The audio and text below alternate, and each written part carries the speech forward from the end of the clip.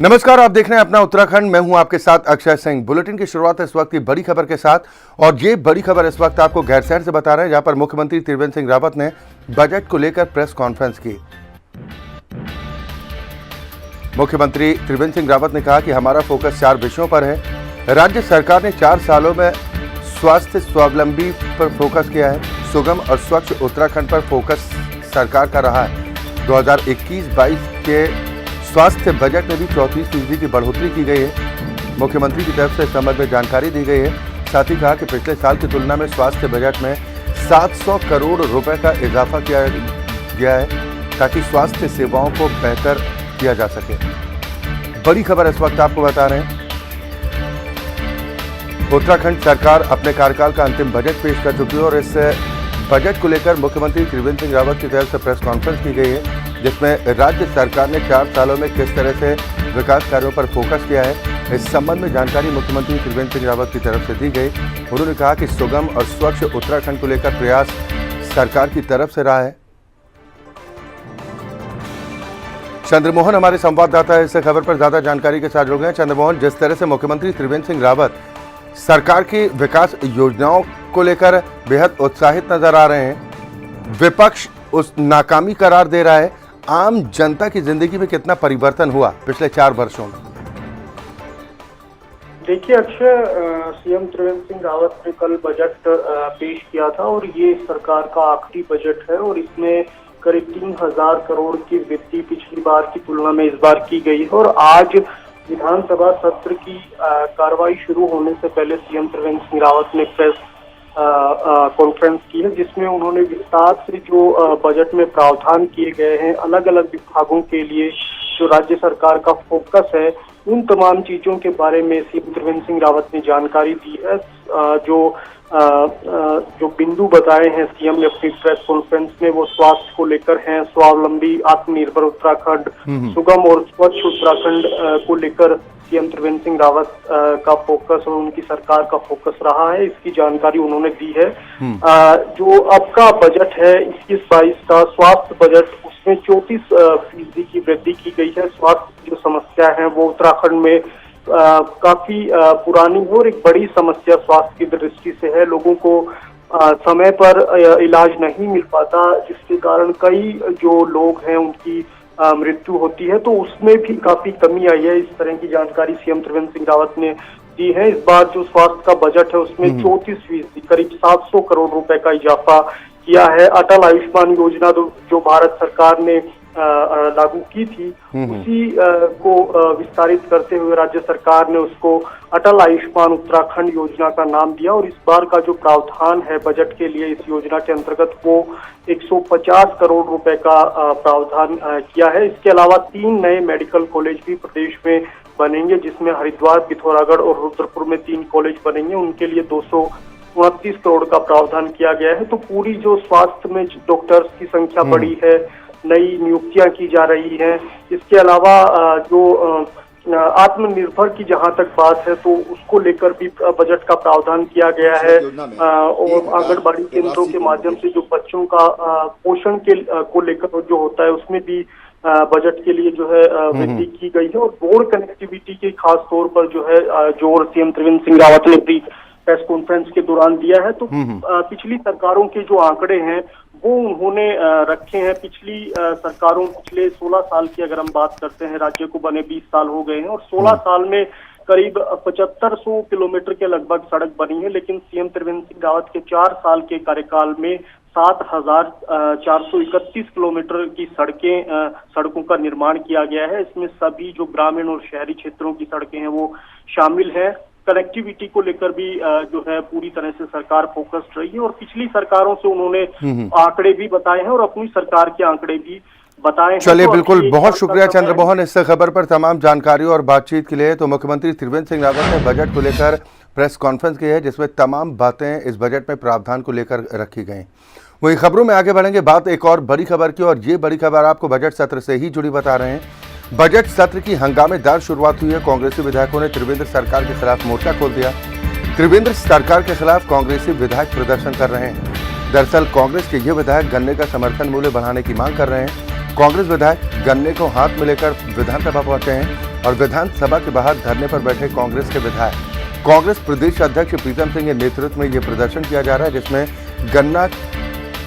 गन्ना का मूल्य बढ़ाए जाने की मांग कांग्रेस विधायकों की तरफ से की गई।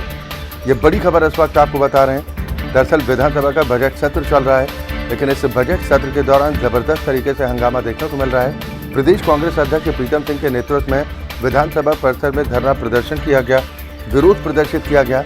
गन्ने की कीमतों को बढ़ाने की मांग सरकार से की गई। त्रिवेंद्र सरकार के खिलाफ कांग्रेसी विधायकों ने हल्ला बोल दिया। गन्ने के समर्थन मूल्य को बढ़ाने की मांग इन कांग्रेस विधायकों की तरफ से की जा रही है कि गन्ने का मूल्य बढ़ना चाहिए। बजट सत्र की हंगामेदार शुरुआत हुई है। दरअसल बजट सत्र चल रहा है। उत्तराखंड सरकार के कार्यकाल का यह अंतिम बजट भी पेश हो चुका है, लेकिन विपक्ष जबरदस्त तरीके से सरकार को घेरने की कोशिश कर रहा है। अब गन्ना किसानों के मुद्दे पर सरकार को घेरने की कोशिश कांग्रेस विधायकों की तरफ से की गई। वहीं मुख्यमंत्री त्रिवेंद्र सिंह रावत ने बजट सत्र के दौरान सदन में उत्तराखंड राज्य का बजट पेश किया। उन्होंने कुल 57,400 करोड़ रुपए का बजट पेश किया। बीजेपी ने इस बजट को ऐतिहासिक करार दिया है, जबकि कांग्रेस प्रदेश उपाध्यक्ष सूर्यकांत धस्माना का कहना है कि सरकार का ये बजट सिर्फ झूठ का पिटारा है। आम जनता को इस बजट से सिर्फ निराशा हाथ लगी।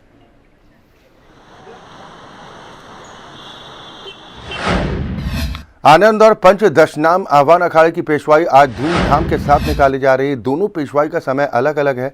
इस क्रम में आज पहले आनंद अखाड़े की पेशवाई निकाली गई, जिसको देखने और साधु संतों का आशीर्वाद पाने के लिए लोगों की भारी भीड़ जुट गई। आनंद अखाड़े की पेशवाई SM जैन कॉलेज से शुरू हुई। पेशवाई शंकर आश्रम तिराहे से सिंहद्वार पहुंची। वहीं पंच दशनाम आह्वान अखाड़े की पेशवाई ज्वालापुर के पांडेवाला से शुरू होगी। ये गोगाल होते हुए इंद्रपुरी तिराही से नील खुदाना मोहल्ले से पावधोई चौराहे से घास मंडी तक पहुंचेगी। पेशवाइयां निकल रही हैं, जिसको लेकर लोगों में भी बेहद उत्साह देखने को मिल रहा है। पेशवाई को भी निहारने का मौका लोगों को मिल रहा है, तो साधु संतों का आशीर्वाद भी लोग हासिल कर रहे हैं। और अगली बड़ी खबर आपको हरिद्वार से बता रहे हैं, जहां पर रानीपुर झाल के पास भीषण हादसा हुआ। बताया जा रहा है कि गंग नहर में गिरी अनियंत्रित कार, जिनमें 4 लोगों की मौत हो गई। इस भीषण हादसे में कुल 4 लोगों की मौत हुई है। अभी पुलिस ने इन चारों की मौत की पुष्टि हालांकि नहीं की है, लेकिन बताया जा रहा है कि गंग नहर में ये कार दुर्घटनाग्रस्त हुई है। भीषण हादसे में 4 लोगों की मौत हो गई। हालांकि प्रशासन की तरफ से इन मौतों पर पुष्टि नहीं की गई है, लेकिन जो जानकारी निकलकर सामने आ रही है कि कार में सवार 4 लोगों की मौत हो गई है। फिलहाल पुलिस की तरफ से अभी इन मौतों की पुष्टि नहीं की गई है, लेकिन ये बड़ी खबर इस वक्त आपको हरिद्वार से बता रहे हैं, जहां पर रानीपुर झाल के पास ये दुर्घटना हुई है। भीषण सड़क हादसे में 4 लोगों को अपनी जान गंवानी पड़ी है। बताया जा रहा है कि अनियंत्रित होकर कार गंग नहर में जा गिरी, जिसमें 4 लोगों की मौत हो गई है।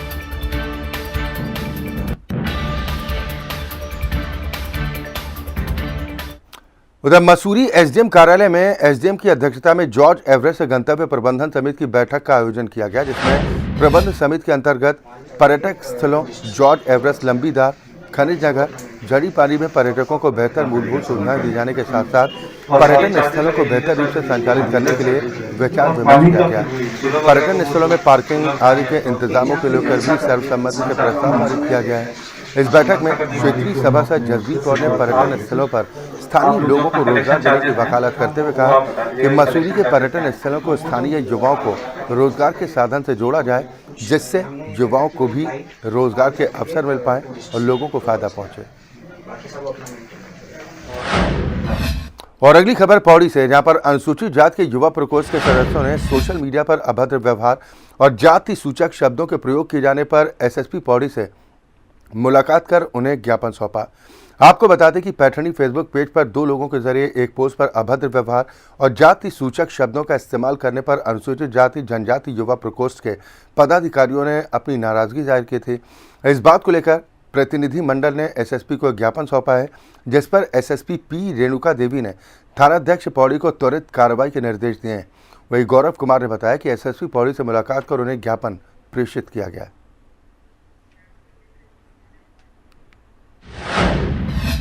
और अगली खबर लक्सर से, जहां पर पुरानी पेंशन को बहाल किए जाने की मांग लगातार तूल पकड़ती जा रही है। पुरानी पेंशन बहाली संयुक्त मोर्चा के जिला संयोजक विवेक सैनी की अगुवाई में लक्सर में आयोजित मोर्चा की बैठक में जिला अध्यक्ष नवीन सैनी ने कहा कि पेंशन प्रत्येक सरकारी कर्मचारी का बुनियादी अधिकार होता है, लेकिन सरकार ने पेंशन बंद कर ऐसे तमाम कर्मचारियों के हितों पर कुठाराघात किया है, जिसे किसी भी सूरत में बर्दाश्त नहीं किया जाएगा। उन्होंने कर्मचारियों से आह्वान किया कि वो अब एक मंच पर आकर पुरानी पेंशन बहाने के लिए पूरी ताकत के साथ संघर्ष करें। जिला संयोजक विवेक सैनी ने कहा कि यदि सभी कर्मचारी एकजुट हो जाएं, तो सरकार को पुरानी पेंशन को फिर बहाल करना पड़ेगा।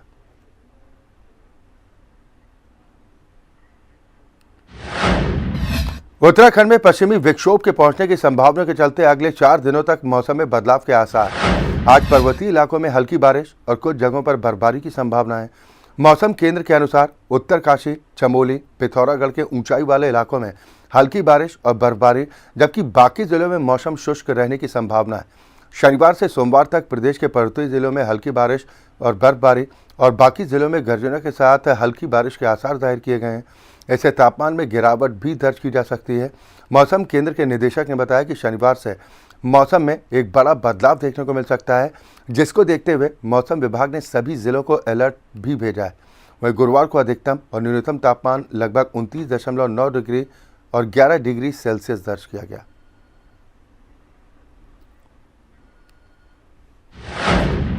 राजधानी देहरादून के ऋषिकेश इलाके में हरिद्वार मार्ग पर सुबह सुबह लोगों की नींद खुली तो मुख्य मार्ग पर एक हाथी घूमता दिखाई दिया। लोग कुछ समझ पाते इससे पहले यह हाथी आंखों से ओझल हो गया। हालांकि कुछ लोगों ने वन विभाग को इस बात की सूचना दी थी। किसी भी प्रकार से कोई नुकसान की सूचना हालांकि नहीं है। जानकारों की माने तो तापमान बढ़ने के साथ ही कई बार हाथी जंगल से शहर की ओर भ्रमण करने या फिर पानी की तलाश में आ जाते हैं। बहरहाल ये वीडियो सुबह तड़के से खासा वायरल।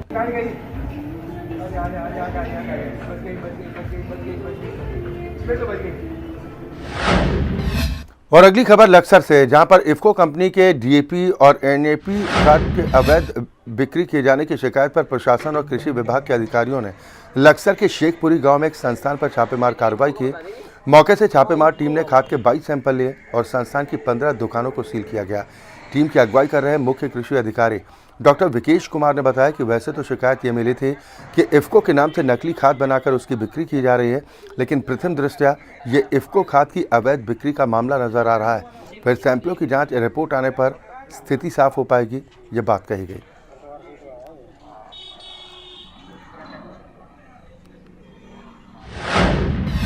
और खबर उत्तराखंड के रामनगर से, जहां पर 28 फरवरी को बाइक सवार 2 युवकों ने रामनगर की ईदगाह निवासी डॉक्टर एके राजा का मोबाइल लूट लिया था। आपको बताते कि एके राजा पैदल पैदल अपने घर जा रहे थे, जहां पर बाइक सवार डॉक्टर के पीछे से आकर हाथ से मोबाइल छीनकर फरार हो गए। तभी से पुलिस सीसीटीवी फुटेज के आधार पर उनकी पहचान में जुटी थी। वहीं पुलिस की तहकीकात में लूट के आरोपियों की पहचान अनस और जावेद निवासी गुलर घाटी के तौर पर की गई है। पुलिस ने दोनों को गिरफ्तार कर लूट से संबंधित मोटरसाइकिल, मोबाइल फ़ोन बरामद कर लिया है। वहीं मामले में कोतवाली में तैनात एसआई जयपाल चौहान ने बताया कि घटना में प्रयुक्त मोटरसाइकिल और लूट का मोबाइल बरामद किया गया है, जबकि उनका एक साथी नूर अब तक फरार, वो भी इस घटना में शामिल था। उसके खिलाफ भी कार्रवाई की जा रही है और उसको पकड़ने के लिए लगातार दबिश दी जा रही है।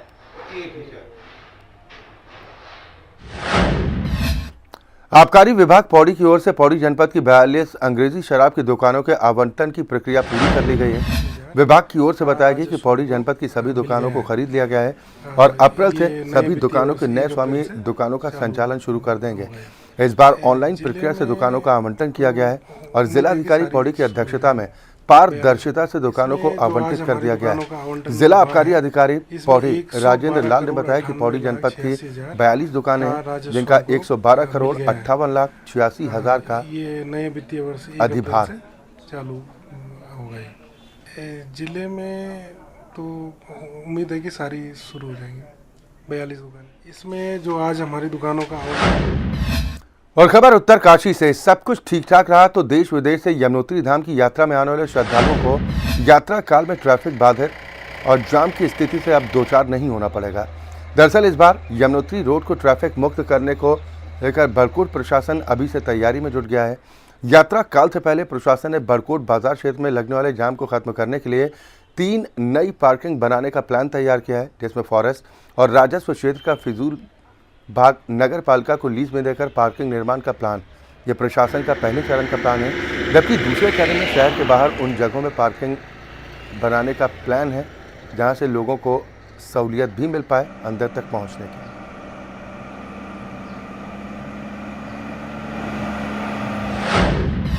जनपद पौड़ी के कई कोविड सेंटरों में लगे कर्मचारियों ने स्वास्थ्य विभाग से सभी कर्मचारियों को समायोजन करने की मांग उठाई, जिसके मद्देनजर ये सभी कर्मचारी जिलाधिकारी पौड़ी विजय कुमार जोगदंडे से मुलाकात करने पहुंचे और उन्हें अपना एक ज्ञापन पत्र भी सौंपा।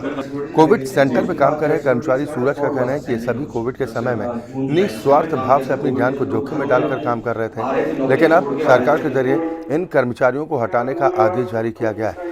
उन्होंने प्रदेश सरकार से मांग उठाई है कि कोविड सेंटर्स में सेवाएं दे रहे इन सभी कर्मचारियों को सरकारी अस्पतालों में समायोजित किया जाए और इसके साथ ही कर्मचारियों ने सरकार को चेतावनी भी दी है कि अगर इनके संबंध में सरकार के जरिए कोई ठोस निर्णय नहीं लिया जाता तो ये आंदोलन करने के लिए मजबूर होंगे।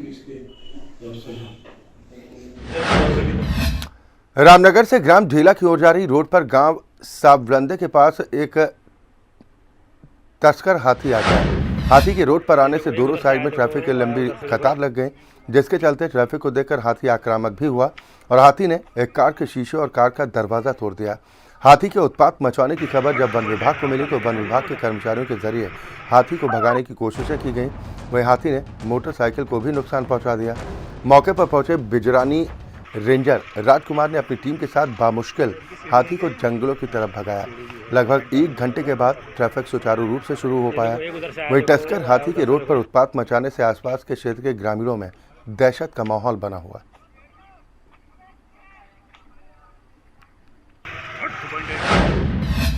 काशीपुर में कलयुगी पिता ने अपनी ही नाबालिग बेटी से छेड़छाड़ की घटना को अंजाम दिया। पीड़िता की मां ने बेटी के साथ छेड़छाड़ करने और मारपीट करने, गाली गलौज करने की शिकायत पुलिस से की, जिसके बाद पुलिस ने आरोपी पिता के खिलाफ पॉक्सो एक्ट समेत सुसंगत धाराओं में मुकदमा दर्ज किया है। दरअसल काशीपुर कुंडेश्वरी निवासी महिला ने पुलिस में तहरीर देकर बताया कि वो मेहनत मजदूरी कर परिवार का भरण पोषण करती है। उसका पति प्रवेश कुमार आए दिन शराब पीकर गाली गलौज मारपीट करता है, साथ ही 12 साल की बेटी के साथ अश्लील हरकतें करता है। आरोप लगाया कि बुधवार को भी उसने बेटी के साथ छेड़खानी की थी, गलत हरकतें की थी, जिसके बाद उसने पुलिस में शिकायत की।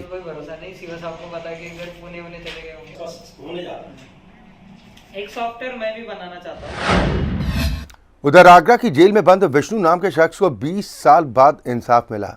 क्या हुआ था आखिर 20 साल पहले? विष्णु को क्यों मिली थी जेल? क्या थे आरोप और कैसे 20 साल बाद मिला उसे इंसाफ? दिखाते हैं इस रिपोर्ट में। अब भाई साहब ऐसा लग रहा है कि दुनिया बदली सी लग रही है और हम सबसे बेकार हो रहे हैं। अपने आप में परिस्थिति हालात से टूटे हुए हैं। सत्य परेशान हो सकता है, पराजित नहीं। ये बात एक बार फिर साफ हो गई। आगरा में 20 साल सेंट्रल जेल में कैद रहे विष्णु तिवारी को आखिरकार रिहाई मिल गई। विष्णु तिवारी ने 20 साल जेल में उस जुर्म की सजा काटी जो उसने किया ही नहीं था। हाई कोर्ट ने विष्णु तिवारी को दुष्कर्म के आरोप में निर्दोष माना है। अब विष्णु तिवारी को आगरा की केंद्रीय कारागार से रिहा कर दिया गया है। दरअसल ललितपुर के महरौली थाना क्षेत्र की सिलवान गांव के रहने वाले विष्णु तिवारी पर उनके पड़ोसियों ने SC/ST एक्ट और दुष्कर्म का झूठा मुकदमा दर्ज करवाया था। इसके बाद ललितपुर की ट्रायल कोर्ट ने विष्णु तिवारी को आजीवन कारावास की सजा सुनाई। साल 2003 में विष्णु तिवारी को आगरा की सेंट्रल जेल में शिफ्ट किया गया और तभी से विष्णु तिवारी आगरा की सेंट्रल जेल में कैद था, लेकिन अब उसे हाई कोर्ट से इंसाफ मिला है। सरकार से एक ही चीज से मतलब वो है रिक्वेस्ट है हमारी, तो हाथ जोड़ के कि मतलब वही है जो कुछ करेंगे हमारे लिए। तो हमें तो 20 साल के बाद हमारा तो सब कुछ उजड़ गया। भाई माँ बाप सब अटैक से मर गए। जमीन बिक गई इसी केस में, मकान भी गिरव पड़े हुए। 20 साल बाद मिले इंसाफ से विष्णु तिवारी खुश तो हैं, लेकिन आगे के जीवन को लेकर परेशान भी, क्योंकि 20 साल में विष्णु अपना सब कुछ खो बैठे हैं। उनके माता पिता की मौत हो चुकी है। 2 सगे भाई भी इस दुनिया को अलविदा कह चुके हैं और जो भाई हैं वो बेहद ही गरीब हैं। जिंदगी में कोई भगवान न करे, किसी ईश्वर न करे किसी को भी जेल में अंदर करवाए। जेल तो बहुत बेकार चीज है। मर रहे हैं एक दिन में। जैसे हमने 20 साल में जैसे हमने जिंदगी बिताइए, हम जानते हैं। एक दिन में मतलब एक दिन में आत्मा मरती है। क्या है खाने को? कुछ नहीं, दाल रोटी और मतलब जो है उसमें क्या है? कुछ नहीं। सब दुनिया वहीं से खाने को तैयार है, हर चीज़, हर आदमी। यहाँ अंदर को तो मसला बहुत ही खराब है, उससे उनसे कौन क्या कह सके? कुछ ने विरोध करा तो लाठी से मारेंगे। विष्णु तिवारी के समर्थन में कई समाज सेवी भी हैं।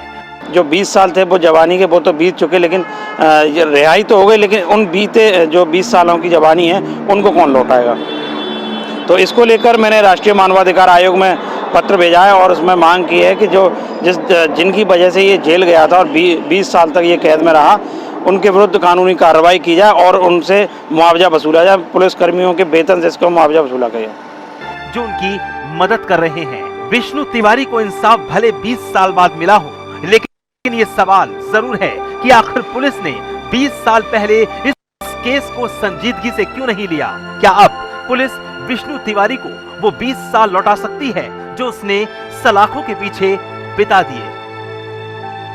महज 28 साल के ट्रायल में हाई कोर्ट ने उसे बेगुनाह करार तो दे दिया, लेकिन एक बड़ा सवाल इस बात को लेकर भी है, आखिर उसकी जवानी के वो 20 साल कैसे लौटेंगे? वो दोषी पुलिसकर्मी जिन्होंने फर्जी विवेचना की थी, जिन्होंने दोषपूर्ण विवेचना की थी, आखिर उनके खिलाफ कार्रवाई क्या होगी? क्या सरकार, उत्तर प्रदेश सरकार उसको उसका मुआवजा देगी? ये ऐसे तमाम सवाल हैं जो विष्णु ने छोड़े हैं अपने पीछे। आगरा से मनीष गुप्ता, हिंदी खबर। और इसी के साथ इस बुलेटिन में फिलहाल के लिए इतना ही, लेकिन हिंदी खबर पर खबरों का सिलसिला लगातार जारी।